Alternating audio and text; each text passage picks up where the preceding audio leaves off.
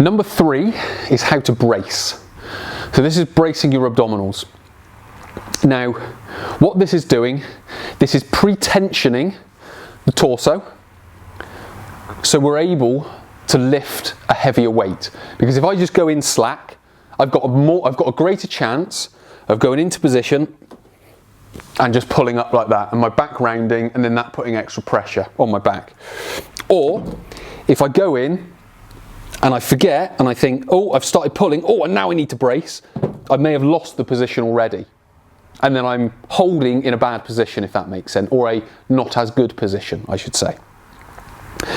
So what we need to be able to do is brace properly. So we've got an abdominal brace, which is where we pull the abdominals in tight. So they should go nice and solid. If you get your fingers, you should be able to feel that nice and solid all the way from the outside of the torso all the way into the middle. So you've got the abdominals here, and you've got the obliques here. So that's the first part. The second part is to get the hips engaged as well. So how you would do that is you would push your knees out. That will engage the hip muscles. So you've got the abdominals or the abdominal wall bracing around the lumbar spine. You've then got the hips bracing for the pelvis.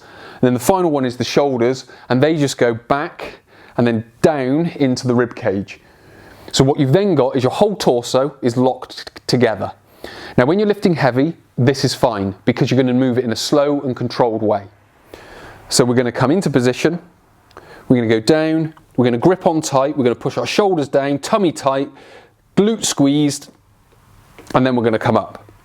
And what that's going to do, that's going to protect the whole torso from all those bending stresses that could potentially pull you out of position that we've talked about already.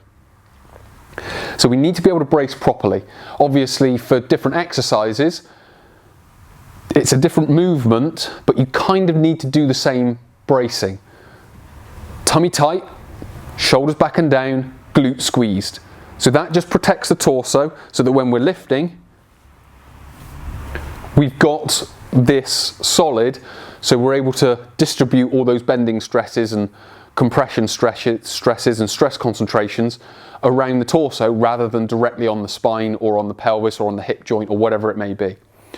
So we need to be able to brace properly, which is, as I mentioned, abs, shoulders back and down, glute squeezed, then do the lift, be it a lift like a deadlift, a squat, a press or a pull. Those 3 things need to be done regardless.